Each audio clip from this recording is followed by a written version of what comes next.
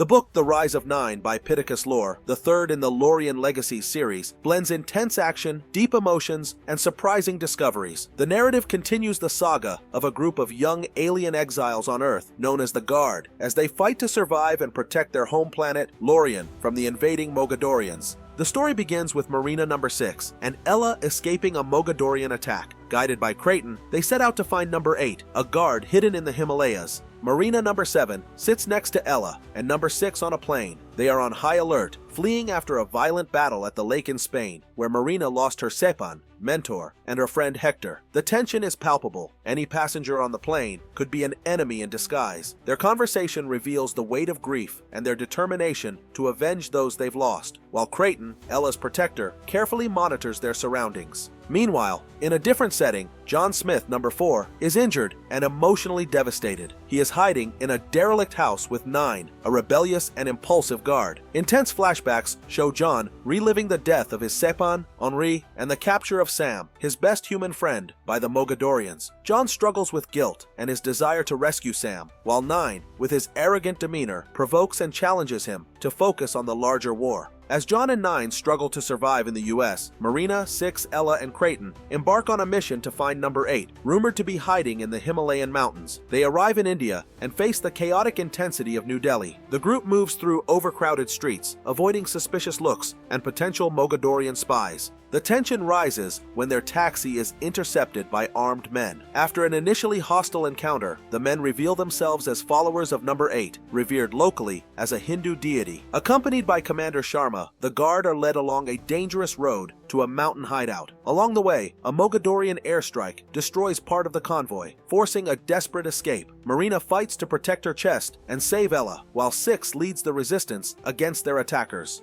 Upon reaching number 8, they meet a charismatic and free-spirited young man with extraordinary abilities such as teleportation and shape-shifting. He shows them his hideout, filled with symbols and relics that hint at his importance in the fight against the Mogadorians. The interaction between Marina and 8 is marked by mutual admiration, while 6 immediately recognizes him as a valuable ally. Training begins. The Guard test their legacies and learn to work as a team. Marina, who was hesitant to use her powers, discovers new healing abilities and begins to gain confidence. Ella tries to awaken her own legacies, frustrated by their delay. 6, always the leader, teaches combat strategies and encourages Marina to overcome her fears. Crayton shares stories about Lorien and Setrakos Ra, revealing the legend that one of the Guard will inherit the complete powers of Pittacus Lore, the strongest of Lorien's elders. Meanwhile, in the US, the dynamic between John and 9 is tense. 9 is impulsive, carefree, and challenging, while John, weakened, struggles to control his anger and frustration. They face Mogadorian attacks sporadically, and 9's overwhelming strength is evident. Even so, John hesitates to fully trust him.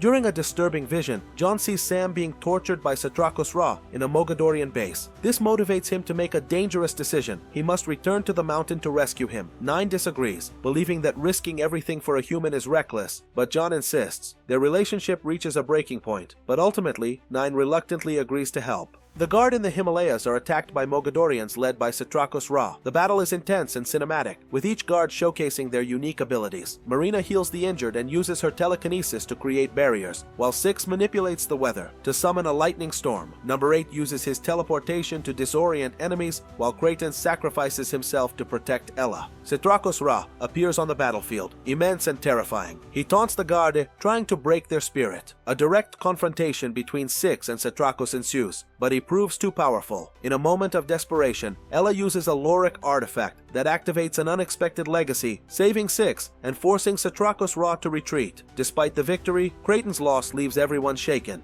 Meanwhile, John and 9 infiltrate the Mogadorian base. They face hordes of enemies in narrow corridors, using a mix of brute force and strategy. John finally finds Sam, but Setrakos Ra appears, offering a deal: Sam's life in exchange for John surrendering himself. John hesitates, but 9 intervenes, attacking Setrakos with overwhelming force. During the chaos, John manages to rescue Sam, and the trio narrowly escapes, destroying part of the base in the process. The chemistry between John and 9 evolves from animosity to respect, and Sam proves to be a valuable ally, even amidst the chaos. The book concludes with the remaining guard reuniting. Crayton's death and the emotional wounds from recent battles are evident, but there is a sense of renewal. Number 8 officially joins the group, and the guard agree that their only chance of victory is to stay united and train harder than ever. John looks at the others, determined. They want to destroy us because they know what we're capable of. It's time to show them we're not the prey, we're the hunters. The final scene shows Satrakas Ra observing the group through an alien device. He smiles darkly and says, "They haven't seen anything yet."